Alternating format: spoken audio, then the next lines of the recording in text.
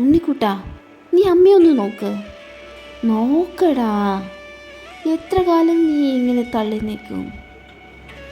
അവൾ പോയി, അവൾക്ക് കുഞ്ഞുങ്ങളായി. നീ എന്താടാ ഈ കാണിക്കണേ?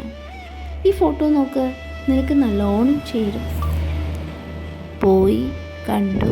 എനിക്കിഷ്ടപ്പെട്ടത് അവളുടെ മുത്തുപോലുള്ള പല്ലുകൾ കാട്ടിയുള്ള ചിരിയാണ്. വലത് ഭാഗത്തെ കോമ്പല് നിരതെറ്റി പുറത്തേക്ക് തെറിച്ചു നിൽക്കുന്നുണ്ട്.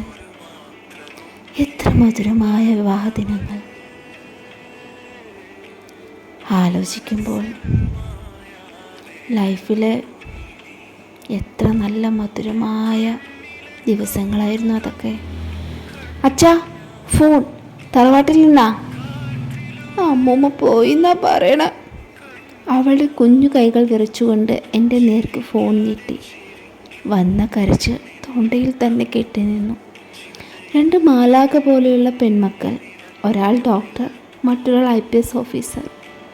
നല്ല തറവാടിത്തമുള്ള കുടുംബത്തിലേക്ക് പറഞ്ഞയച്ചു.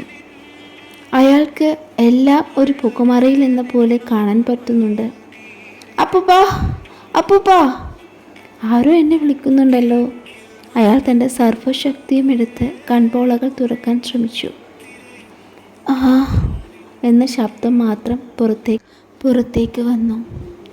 മോളെ, നീ ഒന്നുകൂടെ ഉറക്കെ വിളിക്ക്. അപ്പൂപ്പാ.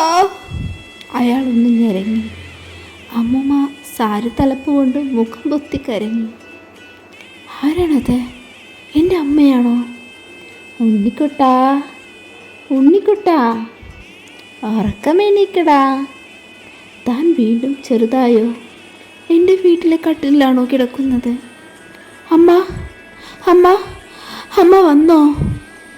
വാടാ, നിനക്കേ ഞാൻ നല്ല പാൽപ്പായസം വെച്ചിട്ടുണ്ട്. വാടാ ഉണ്ണിക്കുട്ടാ, വാടാ. അമ്മ, അമ്മ, ഞാൻ വന്നു.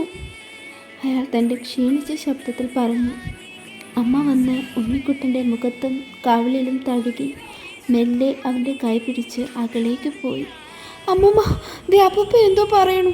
അമ്മൂമ്മ അപ്പൂപ്പൻ്റെ മുഖത്തോട് തൻ്റെ ചെവി ചേർത്തു. അമ്മേ, അമ്മ എന്ന പതിഞ്ഞ ശബ്ദം മാത്രം കേട്ടു. നമ്മുടെ അപ്പൂപ്പ പോയി മക്കളെ. ആ വീട്ടിൽ നിന്ന് കൂട്ടക്കരച്ചിൽ മാത്രം ബാക്കിയായി. കഥ ഇഷ്ടമായാൽ എല്ലാവരും ലൈക്കും ഷെയറും സബ്സ്ക്രൈബും ചെയ്യുന്നു പ്ലീസ്.